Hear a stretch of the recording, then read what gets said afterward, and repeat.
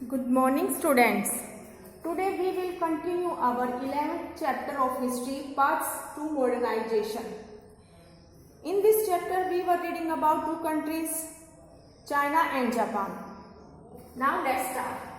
The two major religions were Taoism and Confucianism in China. with China में दो major religions थे, कौन कौन से? Taoism and Confucianism.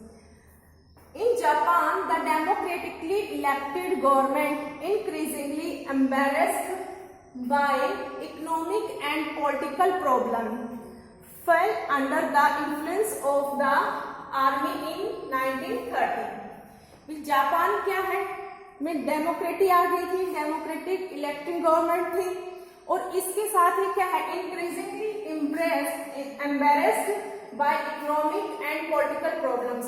क्या इसके कारण क्या डेमोक्रेटिक इलेक्टेड गवर्नमेंट थी, उसके बावजूद क्या है जापान में क्या बढ़ रहा था, इकोनॉमिक में क्या एम्बेरसमेंट थी, और क्या है अदर पॉलिटिकल प्रॉब्लम्स भी हो रही थी. और इन सब का प्रभाव किस पर पड़ रहा था? मिलिट्री पर पड़ रहा था. और क्या कब पड़ रहा था? इन 1930 में, यानी 1930 में की स्टार्टिंग में जो ये सब जो इसमें जापान में उथल पुथल हो रही थी, इसका प्रभाव किस पर हो रहा था? आर्मी पर. Military involve Japan in war with China. Military क्या है, मिलिट्री किसके साथ इन्वॉल्व थी वार में? जापान की जो मिलिट्री थी वो युद्ध में किसके साथ इन्वॉल्व थी? चाइना के साथ. And later took the country into the second world war with its attack Pearl Harbor 1941. और इसके साथ चाइना के साथ तो वॉर में थी इन्वॉल्व.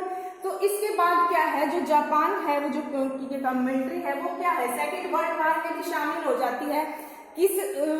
उसके साथ शामिल होती है कि वो क्या है पर्ल हार्बर पर अटैक कर देती है 1941 में. और इससे क्या है, इस इवेंट के बाद, यानी इस घटना के बाद क्या है, वो सेकेंड वर्ल्ड वॉर में क्या है शामिल हो जाता है Japan. A brilliant start the Japanese suffered defeat and devastations when two atomic bombs were dropped. जब वो वर्ल्ड वॉर में सेकेंड वर्ल्ड वॉर में शामिल होता है तो स्टार्टिंग में क्या है उसको बहुत, यानी वो मिलता है अब ब्रिलियंट स्टार्ट भी, उसकी बहुत अच्छी शुरुआत होती है, भी उसको क्या है जीत मिलती है उसको. लेकिन क्या है जल्दी ही Japanese suffered defeat and devastation when two atomic bombs were dropped. आपको पता ही है सेकेंड वर्ल्ड वॉर के दौरान ही क्या है जापान के जो दो शहर थे हिरोशिमा और नागासाकी में क्या है रूस के द्वारा उस पर बम गिराए गए थे. कब? 1904-05 के दौरान में. तो उसमें उसी टाइम क्या है जो जापान को क्या है हार का सामना करना पड़ता. किसके साथ? Japan suffer defeat and devastation, यानी तबाही और हार से वो सफर कर रहा था. क्यों? जब उस पर दो एटॉमिक बम गिराए गए थे. After second world war Japan return to democracy. इस सब के बावजूद भी वो जापान को जैसे भी सेकेंड वर्ल्ड वॉर में भी हार मिल रही थी, और क्या उसके साथ उसकी जो कंट्री पर क्या है दो एटॉमिक बम पर गिराए गए, उसके बावजूद भी क्या है जापान के आफ्टर सेकेंड वर्ल्ड वॉर के बाद Japan return to democracy. Japan क्या है दोबारा से क्या डेमोक्रेसी बनता है and made a remarkable recovery, becoming one of the most powerful states economically. उसके बावजूद भी, इतना सब होने के बावजूद भी जापान अपने आप को रिकवर करता है, अपने आप को उठाता है और अपने आप को एक वर्ल्ड में एक मोस्ट पावरफुल स्टेट्स इकोनॉमिकली स्थापित करता है. भी वो एक अच्छी इकोनॉमिकली स्टेट बनता है. इतने सब बावजूद होने के बाद भी Buddhism was brought into China by Indian during the Hahn rules.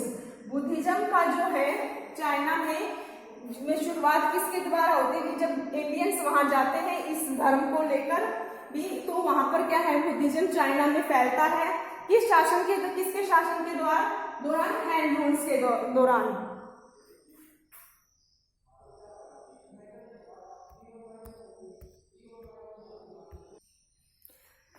The Great Wall is mighty monument to the building skill of China.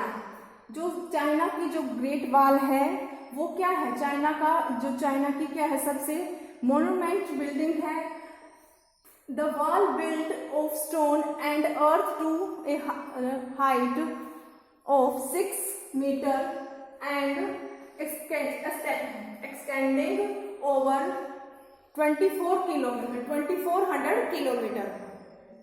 भी जो चाइना की जो वॉल है, ग्रेट वॉल है, वो क्या है, स्टोन से बिल्ट है, स्टोन से बनी हुई है और उसकी अर्थ से हाइट कितनी है, 6 मीटर है और वो कहाँ तक फैली हुई है, एक्सटेंडेड है ओवर 2400 किलोमीटर तक, वो तक उसकी लंबाई कितनी है, 2400 किलोमीटर।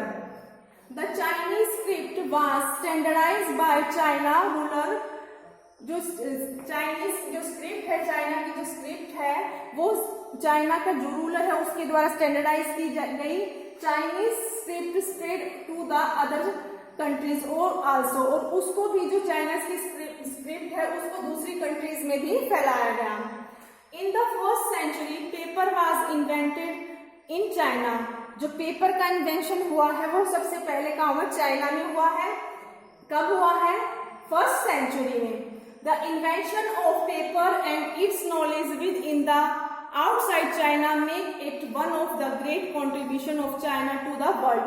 और चाइना ने इस इन्वेंशन को, चाइना ने जो पेपर का इन्वेंशन था और इसकी नॉलेज को क्या दूसरी जगह बाहर भी गई जब ये नॉलेज, तो China makes it one of the great contribution of China.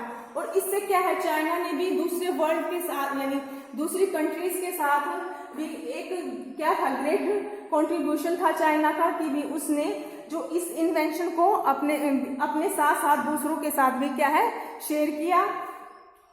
Some of the first historical works in the world were written in the China. जो चाइना जो सब कुछ भी जो फर्स्ट हिस्टोरिकल वर्क्स हैं, जो भी हिस्टोरिकल जो इवेंट्स हैं, उनको क्या है, वर्ल्ड में सबसे पहले चाइना में लिखा गया था। The water clocks, abacus and umbrella were invented by Chinese. Water clock, abacus और अम्ब्रेला का भी इन्वेंशन क्या है, चाइनीज के द्वारा किया गया है। पेपर का भी, और इसके अलावा वाटर क्लॉक, अबैकस और अम्ब्रेला भी क्या है, चाइनीज के द्वारा इन्वेंट किए गए हैं। In the second century Chinese invented seismograph. और इसके इन सब के साथ और क्या है, चाइनीज व सेकेंड सेंचुरी में चाइनीज के द्वारा क्या है, सिस्मोग्राफ को भी इन्वेंट किया गया था। Students, we have complete our chapter 11th chapter of history. I hope you all understand this chapter well. Now read this chapter carefully and watch all the videos of this chapter if not yet seen.